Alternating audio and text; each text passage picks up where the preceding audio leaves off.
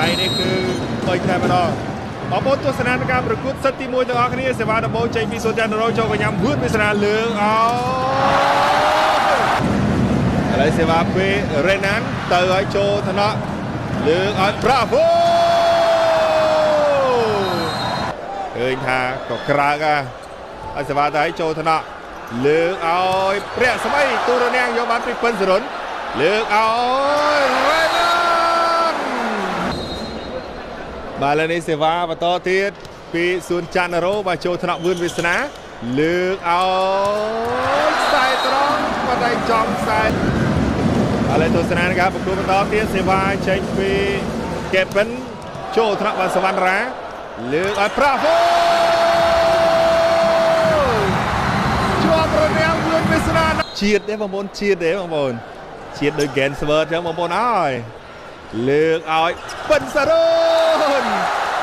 បែករនាងរបស់បាកាឡាពីម៉ូអាសាឡាបាទចូលថ្នាក់លើកឲ្យវឿនវាសនាបែករនាងចេញក្រៅបាត់ទៅហើយបាទវឿនវាសនារតនៈទៅហើយបាទចូលថ្នាក់បាសាឡាលើកឲ្យពេនរ៉ូពីរៈស្មីបាទលើសេវាទៅទៀតហើយជោគរញ៉ាំលើកឲ្យណាបាទម៉ូសាឡាស្នានៃការប្រកួតបន្តទៀតបន្ទាប់ពីសម្រាប់បច្ចេកទេសពេនរ៉ូបាទកាន់តែក្តៅកគុកហើយតែមិនកាន់តែក្តៅកគុកហើយ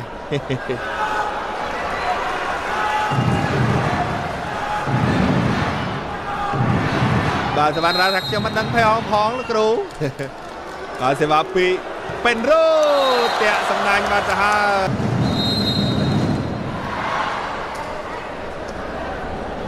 បាទសេវាពីវឿនវាសនាខ្លួននៅចូលថ្នាក់លើកឲ្យសាឡាផ្ទះបច្ចេកទេសចូលថ្នាក់បាទសរុនលើកឲ្យកាប់ហើយមិនហ្គៀលដែលជាប្អូនប្រុសរបស់បាទធំម៉ាហ្គៀលហ្គៀលហ្នឹងបងប្អូនបានស្គាល់គាត់ហើយបាទបងប្រុសគាត់ហ្នឹងដែលធ្លាប់មកជួយវិសាខា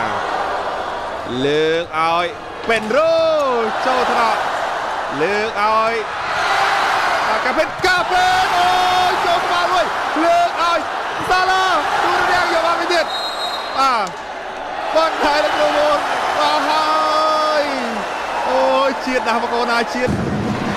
ហើយទស្សនាបន្តទៀតបាទសេវាពីផលរតនៈ23-19សេវាតាចូលថ្នាក់បាសាឡារៀងមកវិញបន្តិចដកឲ្យពេនរ៉ូជាការដកកាយយ៉ាងស្អាតពីណារ៉ូទៅឲ្យពេនរ៉ូវិសាខាត្រូវការតែ2បន្ទុកទៀតទេដើម្បីបញ្ចប់នៅសេតទី1ហើយស្វាយរៀងត្រូវការ3បន្ទុកទៀតដើម្បីតាមស្មើព្រោះបាំងយកបានពីចត្រាដកឲ្យចត្រាទី2នេះ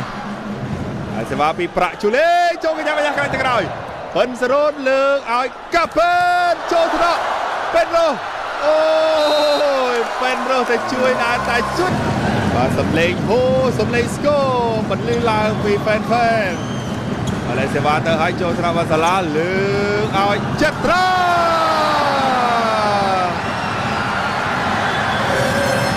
បាទមានការតវ៉ាសុំឆៃវីដេអូ challenge បាទថាប៉ះដៃបាទប្លុកខាច់មួយគ្រាប់នេះប៉ះឬក៏មិនប៉ះបាទប្លុកខាច់ yes or no